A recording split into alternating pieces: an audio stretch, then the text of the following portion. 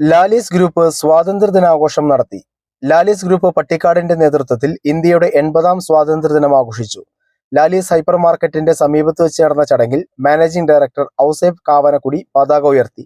Managing partner Paul Joseph സ്വാതന്ത്ര്യദിന സന്ദേശം നൽകി. രാജ്യത്തിന്റെ ഐക്യവും അഖണ്ഡതയും കാത്തുസൂക്ഷിക്കുമെന്ന് നാം ഓരോരുത്തരും ഈ സ്വാതന്ത്ര്യദിനത്തിൽ ഹൃദയം കൊണ്ട് പ്രതിജ്ഞ ചെയ്യണമെന്ന് പോൾ ജോസഫ് പറഞ്ഞു.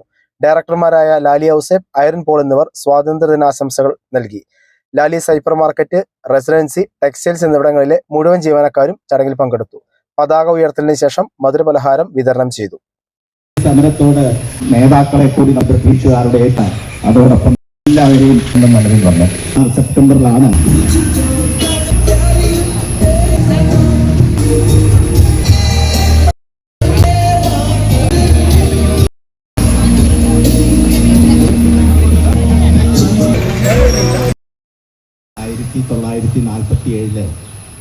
ഓഗസ്റ്റ് 15 ശേഷം കഴിഞ്ഞ നീണ്ട 80 വർഷങ്ങൾ 1947 ഇന്ത്യ ഓഗസ്റ്റ് 15 ശേഷം സ്വാതന്ത്ര്യം കഴിഞ്ഞ നീണ്ട 80 വർഷങ്ങൾ ഒരു സുശക്തമായ ഇന്ത്യ, എല്ലാ അർത്ഥത്തിലും ഉന്നത സ്വാതന്ത്ര്യം ലഭിച്ച ഇന്ത്യ.